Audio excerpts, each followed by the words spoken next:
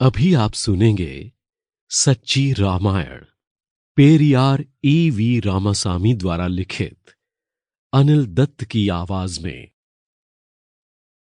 हिंदी पट्टी में पेरियार।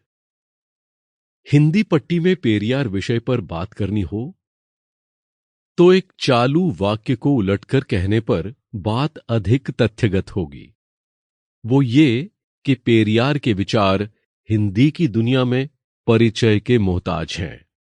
उत्तर भारत, दक्षिण भारत के महान सामाजिक क्रांतिकारी, दार्शनिक और देश के एक बड़े हिस्से में सामाजिक संतुलन की विधियों और राजनीतिक संरचना में आमूल चूल परिवर्तन लाने वाले E.V. रामासामी पेरियार 17 दिसंबर 1879, 24 दिसंबर 1973 के बौद्धिक योगदान के विविध आयामों से अपरिचित है।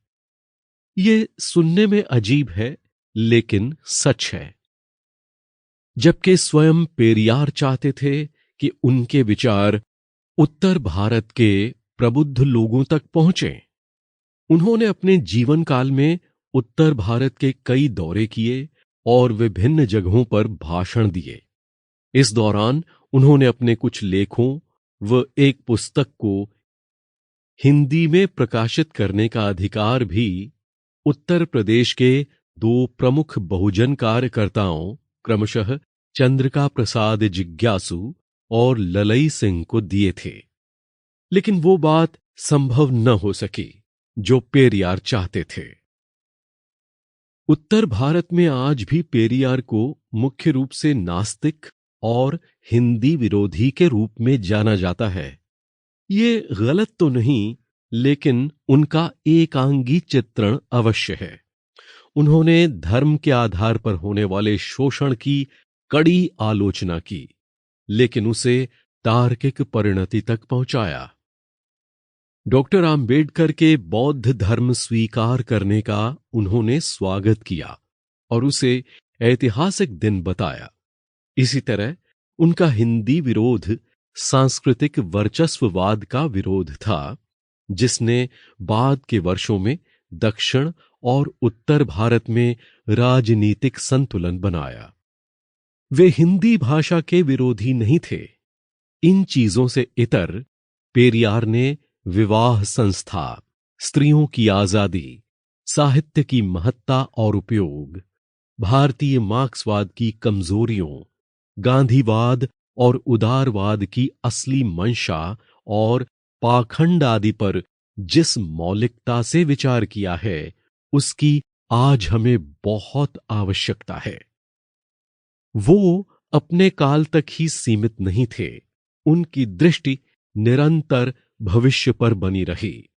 विज्ञान और तकनीक भी उनके प्रिय विषय थे। यही कारण है कि आज के उत्तर सूचना युग में भी हम उनकी भविष्यवाणियों को फलीभूत होते देख रहे हैं। पिछले कुछ वर्षों में हिंदी क्षेत्र के सामाजिक आंदोलनों व अकादमियों में समाज के वंचित तबकों से बड़ी संख्या में लोग आए हैं। वे सिर्फ नास्तिक पेरियार से परिचित हैं। हालांकि उनके इस रूप के प्रति नई पीढ़ी में जबरदस्त आकर्षण भी है, लेकिन उसने वस्तुतः पेरियार को पढ़ा नहीं है। इस पीढ़ी के पास पेरियार के विचारों के बारे में कुछ सुनी सुनाई, आधी अधूरी बातें ही हैं। यह स्वाभाविक है, क्योंकि हिंदी में न तो पेरियार का साहित्य उपलब्ध है, न उनकी मुकम्मल जीवनी। पेरियार पर केंद्रित गंभीर आलोचनात्मक लेखन हिंदी में अभी भी उपलब्ध नहीं है। सकते में डाल देने वाली इस कमी का एहसास मुझे वर्ष 2011 में हुआ था। उन दिनों मैं नई दिल्ली के जवाहरलाल नेहरू विश्वविद्यालय में अध्ययन कर रहा था।